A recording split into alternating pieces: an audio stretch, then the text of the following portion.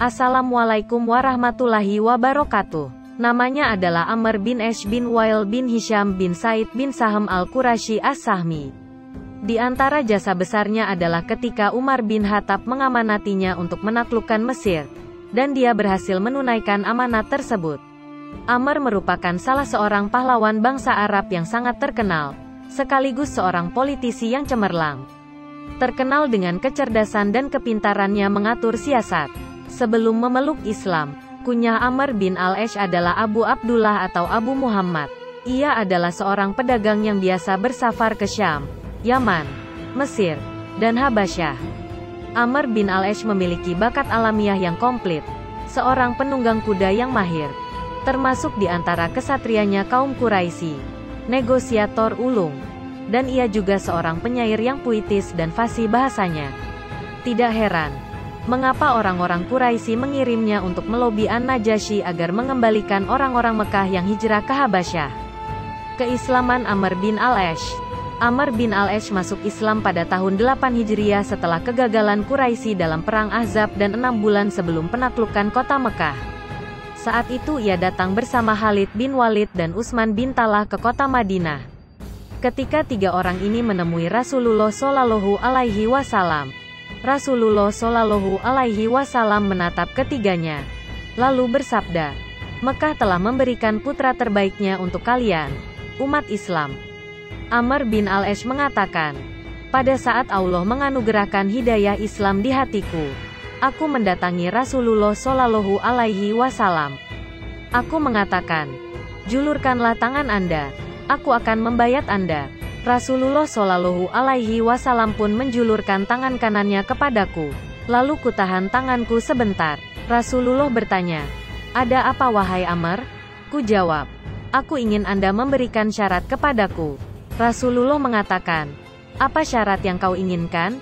Aku menjawab, "Agar dosa-dosaku diampuni."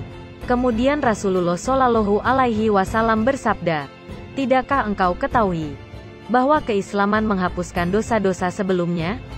Demikian juga hijrah menafikan kesalahan-kesalahan yang telah lalu, dan juga haji menyucikan hilaf dan dosa terdahulu." Hadis riwayat Muslim. Di masa keislamannya, Rasulullah Shallallahu Alaihi Wasallam dekat kepadanya dan mendidiknya dengan pendidikan tauhid yang murni. Rasulullah Shallallahu Alaihi Wasallam tahu, Amr adalah orang yang istimewa, terkenal dengan keberanian dan bakat-bakat lainnya. Rasulullah Shallallahu Alaihi Wasallam mengutus kepadanya seorang utusan yang membawa pesan, "Bawalah pakaian dan senjatamu, lalu temuilah aku." Amr mengatakan, "Lalu aku menemui beliau yang saat itu sedang berwudu. Beliau menatapku lalu mengangguk-anggukkan kepalanya. Setelah itu beliau bersabda, 'Sesungguhnya aku hendak mengutusmu berperang bersama pasukan. Semoga Allah menyelamatkanmu, memberikan ganimah, dan aku berharap engkau mendapat harta yang baik.'" Amr menanggapi, "Wahai Rasulullah, aku masuk Islam bukan untuk mencari harta. Akan tetapi aku berislam karena aku mencintai agama ini, dan menjadi salah seorang yang bersama Rasulullah Shallallahu Alaihi Wasallam, sahabatmu." Kemudian Rasulullah Shallallahu Alaihi Wasallam bersabda, "Wahai Amr, sebaik-baik harta adalah harta yang dimiliki orang yang soleh." Hadis riwayat Ahmad dalam musnadnya dan Hakim. Rasulullah Shallallahu Alaihi Wasallam bersabda, "Sesungguhnya Amr bin al-Ash adalah di antara orang-orang yang baik dari kalangan Quraisy." Hadis riwayat Tirmidzi dalam sunannya. Dalam riwayat Hakim dalam Mustadrak, Rasulullah Shallallahu Alaihi Wasallam mempersaksikan bahwa Amr bin al-Ash adalah orang yang beriman, bukan seorang laki-laki yang munafik. Dua orang anak laki-laki al-Ash adalah orang yang beriman, yaitu Hisham dan Amr. Hadis riwayat Hakim dan Ahmad dalam musnadnya. Ini adalah persaksian dari manusia yang paling mulia, yang perkataannya adalah wahyu yang tidak didustakan, atas keimanan Amr bin al-Ash. Rasulullah Shallallahu Alaihi Wasallam sangat mencintai dan mengagumi kemampuan Amr bin al-Ash. Terbukti dengan beliau mengangkatnya sebagai pimpinan pasukan perang Zatu Salasil dan mengangkatnya sebagai Amir wilayah Oman sampai beliau Shallallahu Alaihi Wasallam wafat. Penaklukan oleh Amr bin al-Ash. Pada masa Abu Bakar As-Siddiq, Amr bin al-As turut serta dalam memerangi orang-orang murtad. Setelah itu Abu Bakar mengangkatnya sebagai panglima salah satu pasukan yang diberangkatkan menuju wilayah Syam. Lalu ia bergabung dengan Khalid bin Walid dalam perang Yarmuk. Kemudian ia merampungkan penaklukan wilayah Syam melalui pemimpin ulung ini. Wilayah Gaza, Yafa, Rafah, Nablus, dan lain-lainnya berhasil dikuasai kaum muslimin. Pada masa Umar bin Khattab, ia dipercaya memimpin wilayah Palestina. Kemudian Umar memerintahkannya berangkat menuju Mesir untuk menghadapi pasukan Romawi. Umar sangat mengagumi kecerdasan yang dimiliki Amr bin al-As. Sampai-sampai ia memujinya dengan mengatakan, "Tidak pantas bagi Abu Abdullah, Amr bin al-As, berjalan di muka bumi ini kecuali sebagai seorang pemimpin." Riwayat Ibnu Asakir dalam Tarikh Dimashq. Tibalah waktu di mana Umar bin Khattab memerintahkan Amr untuk berangkat ke Mesir memerangi orang-orang Romawi. Menyerang negara adidaya ini, Amr hanya diberi bekal 4.000 orang pasukan yang berangkat bersamanya. Tanpa perasaan gentar dan takut, pasukan pun bertolak menuju ke tanah para Firaun itu. Amirul Mukminin Umar bin Khattab tetap memantau pasukan ini. Ia senantiasa meneliti kabar-kabar tentang Romawi di Mesir dan juga senantiasa berdiskusi dengan pembesar sahabat. Setelah beberapa diskusi dan mendengar kabar-kabar tentang Romawi, Umar khawatir dengan pasukan Amr. Khawatir mereka tidak mampu menghadapi pasukan Romawi yang begitu kuat dan banyak jumlahnya. Akhirnya Amirul Mukminin menulis surat kepada Amr. "Apabila suratku sampai kepadamu sebelum engkau memasuki Mesir, maka kembalilah. Tetapi jika engkau sudah memasukinya, lanjutkanlah dengan keberkahan dari Allah." Akhirnya surat tersebut sampai ke tangan Amr yang kala itu sudah memasuki wilayah Arisi, pinggiran Mesir. Amr bertanya kepada pasukannya, "Apakah kita sudah memasuki Mesir atau masih berada di wilayah Palestina?" Pasukannya menjawab, "Sekarang kita sudah di Mesir." Lalu Amr mengatakan, "Jika demikian kita lanjutkan perjalanan sebagaimana yang diperintahkan Amirul Mukminin." Pemimpin yang cerdik dan pemberani ini membawa pasukannya menaklukkan kota demi kota di wilayah Mesir. Dimulai dari kota Farma, kemudian Belbis, dan dan Nain. Setelah itu sampailah Amr di kota besar Iskandaria.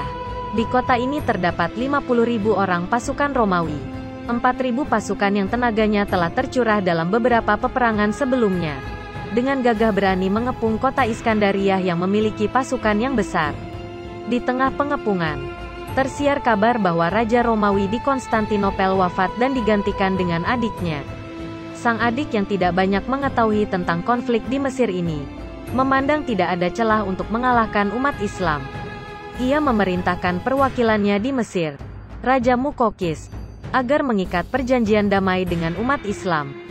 Dalam perjanjian damai itu, tersebutlah beberapa poin berikut ini.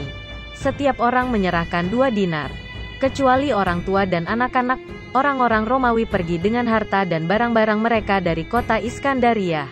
Umat Islam menghormati gereja-gereja Kristiani saat memasuki kota, dan syarat lainnya. Setelah itu, Amr mengirimkan kabar gembira ke Madinah bahwa Mesir sudah jatuh ke tangan umat Islam. Menjadi gubernur Mesir, orang-orang Mesir menyambut gembira kedatangan umat Islam. Hal itu dikarenakan mereka mengetahui keadilan umat Islam dan mereka bebas dari kezaliman dan sifat kasar orang-orang Romawi. Amr bin al-As berkata kepada penduduk Mesir, "Wahai penduduk Mesir, sesungguhnya Nabi kami telah mengabarkan bahwa Allah akan menaklukkan Mesir untuk umat Islam. Dan beliau Nabi Shallallahu Alaihi Wasallam mewasiatkan kami agar berbuat baik kepada kalian. Rasulullah Shallallahu Alaihi Wasallam bersabda, jika kalian menaklukkan Mesir, maka aku wasiatkan agar kalian berbuat baik kepada orang-orang Kipti ini. Mereka berhak atas perlindungan dan kasih sayang." Hadis riwayat Muslim. Selama masa-masa memimpin Mesir, Amr sangat mencintai dan dicintai rakyatnya. Ia memperlakukan mereka dengan adil dan penuh hikmah. Pada masanya juga Mesir mengalami kemajuan pembangunan. Di antaranya perencanaan pembangunan kota Fustat, sekarang disebut Kairo. Wafatnya Amr bin al-As. Amr bin al-As wafat pada tahun 43 Hijriyah atau 663 Masehi. Saat itu umurnya lebih dari 90 tahun. Ia telah meriwayatkan 39 hadis dari Nabi Shallallahu Alaihi Wasallam. Ketika ia sedang sakit yang mengantarkannya kepada wafat, anaknya Abdullah bin Amr datang menemuinya. Abdullah melihat ayahanda tercinta sedang menangis. Lalu ia mengatakan, "Wahai ayahanda, bukankah Rasulullah Shallallahu Alaihi Wasallam telah memberikan kabar gembira kepadamu? Bukankah Rasulullah Shallallahu Alaihi Wasallam telah memberikan kabar gembira kepadamu?" Kemudian Amr menghadapkan wajahnya dan mengatakan, "Aku mengalami 3 fase perjalanan hidup. Dahulu aku adalah orang yang sangat membenci Rasulullah Shallallahu Alaihi Wasallam. Aku sangat senang apabila aku berhasil menangkapnya lalu membunuhnya dengan tanganku. Seandainya aku wafat dalam fase ini, pastilah aku menjadi penduduk neraka. Ketika Allah menghadirkan kecintaan terhadap Islam di dalam hatiku, aku mendatangi Nabi Shallallahu Alaihi Wasallam. Kukatakanlah kepada beliau, 'Julurkanlah tangan Anda. Aku akan membayat Anda.' Rasulullah Shallallahu Alaihi Wasallam pun menjulurkan tangan kanannya kepadaku. Lalu kutahan tanganku sebentar. Beliau bertanya, 'Ada apa wahai Amr?' Ku jawab, 'Aku ingin Anda memberikan syarat kepadaku.' Rasulullah mengatakan, 'Apa syarat yang kau inginkan?' Aku menjawab, 'Agar dosa-dosaku diampuni.' Kemudian beliau Shallallahu Alaihi Wasallam bersabda, 'Tidakkah engkau ketahui bahwa keislaman menghapuskan dosa-dosa sebelumnya? Demikian juga hijrah menafikan kesalahan-kesalahan yang telah lalu, dan juga haji menyucikan hilaf dan dosa terdahulu. Tidak ada seorang pun yang lebih aku cintai daripada Rasulullah Shallallahu Alaihi Wasallam. Mataku senantiasa membayangkan dirinya. Aku segan menahan pandanganku menatap matanya saat matanya menatap mataku yang demikian, karena aku sangat menghormatinya. Kalau sekiranya aku dipinta untuk menjelaskan fisik beliau, mungkin aku tidak mampu, karena aku tidak pernah menyorotkan mataku kepadanya karena rasa hormatku untuknya. Jika aku wafat dalam keadaan demikian, aku berharap aku termasuk penduduk surga." Kemudian terjadilah suatu perkara, yang aku tidak tahu bagaimana keadaanku kala itu.